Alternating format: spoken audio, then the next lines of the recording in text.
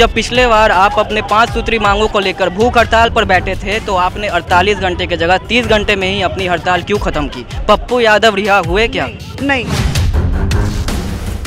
आपको पता है कि उस दिन ईद का दिन था, बकरीद का दिन था। हमें हिंदू मुस्लिम की एकता को जोड़ के रखना है। जब प्लानिंग करते तो ये सब का ध्यान नहीं रखा जाता? बिल्कुल रखा जाता था। पहुंचे पहले से तय था कि 48 घंटे की जगह 30 घंटे पे ये बहाना लगा के भूख हड़ताल खत्म कर दी।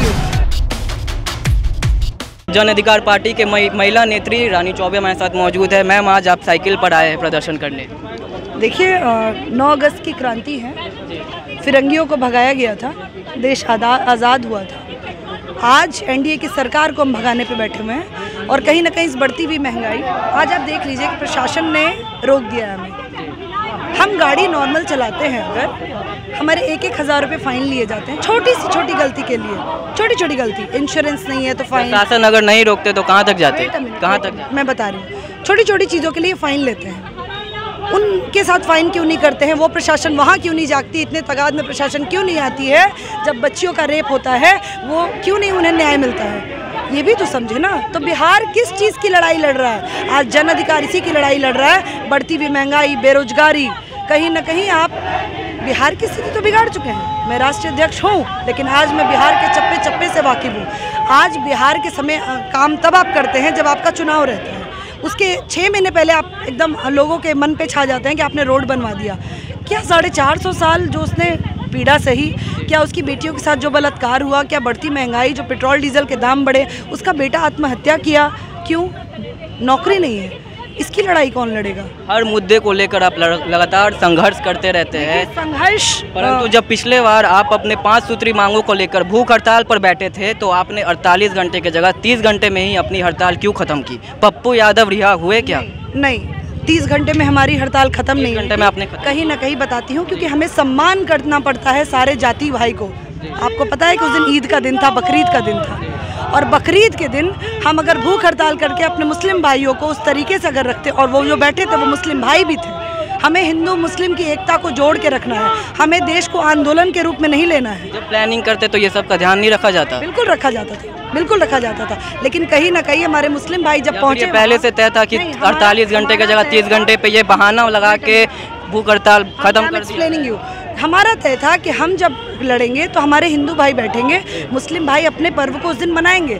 लेकिन कहीं ना कहीं हमारे मुस्लिम भाई का ये जिगर था कि उन्होंने बोला कि नहीं, आप बैठेंगे तो हम भी बैठेंगे। विधानसभा के लिए आप मार्च करते, विधानसभा नहीं पहुंच पाते, आधे रास्ते पे आप लौट आते, खाली तस्वीर। ये तो प्रशासन की गुंडागिरी है ना। और शर्म आती है मुझे कि अगर इस चीज़ में अगर कोई सहयोग ना करे। मैं आप मीडिया भाइयों से पूछती हूँ आज कि क्या पेट्रोल डीजल के दाम नहीं बढ़े? आप इससे प्रभावित नहीं है ना? है कि नहीं? अगर नहीं है तो बोलिए कि आपके पास तो बड़े हैं, पर आप जिस तरह से प्रदर्शन कर रहे हैं, जब पप्पू यादव सड़कों पर रहते थे तो अलग रुतबा रहता था। पप्पू यादव की कमी खल रही है आप लोगों? बिल्कुल कमी खल रही है, बिल्कुल। लेकिन हाँ, आज पप्पू यादव जी जेल में रहते हुए भी उनके ये शेर खड़े हैं, उनकी ये वीरांगनाएं खड़ी हैं, तो ये तो सैल्यूट की चीज़ है ना। कि कहीं ना कहीं कि एक योद्धा अगर पूरे जन का सेवक अगर जेल के अंदर भी है तो उसकी पूरी टीम है।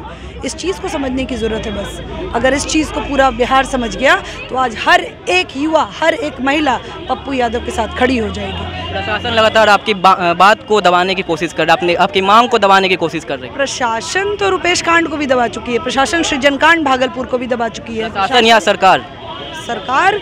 अरे आपको क्या लगता है प्रशासन की गलती नहीं होती है?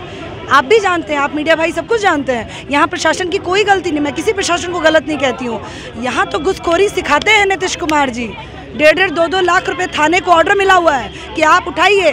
जिस जगह पे आदमी की मौत होती है, एक प्रशासन पहुंचने में 8 घंटे लग जाते हैं, वहाँ पे ठीक वहाँ पे अगर एक गाड़ी पकड़ी जाए तो 10,000 वसूलने के लिए 10 प्रशासन के लोग खड़े हो जाते हैं। ये है हमारी सरकार। मैं कैसे प्रशासन को गलत कह दूँ? आज इन प्रशासन के लोगों ने इसलिए घेरा है क्योंकि इनको ऑर्डर मिला हुआ है। इनको ऑर्डर नहीं मिलता है कि उस बच्ची का बलात्कार हुआ तो जाके कर उस मुद्दे को दबा दो। उस मुद्दे को इसलिए दबा दो क्योंकि आगे नीतीश कुमार जी का नाम नहीं खराब हो। तो लॉजिक तो सब समझ ही रहे हैं। आप नहीं समझ रहे, आप भी, हम भी समझ रहे हैं। तो पप्पू यादव की शेरनी, पप्पू यादव के कई शेर इस वक्त सड़कों पर है। पप्पू यादव के कार्यकर्ता मौजूद है और लगातार अपने दम खम के द्वारा दिखा रहे हैं कि हम भी अभी सड़कों पर है और सरकार चाहे जितना भी उनके बात को, उतनी उनकी मांग को दबाने की कोशिश करे, हम दबने वाले नहीं हैं। ये कहना है राष्ट्रीय प्रवक्ता रानी चौबे का, जन अधिकार पार्टी के नेत्री है। और इस वक्त पटना के गांधी मैदान में जन अधिकार पार्टी के कार्यकर्ता मौजूद है, साइकिल से अपनी प्रदर्शन दिखा रहे हैं। आगे की अपडेट्स बने रहे हमारे इनसाइडर लाइव के साथ। और भी हौसला अफजाई के लिए चैनल को लाइक सब्सक्राइब करें। धन्यवाद।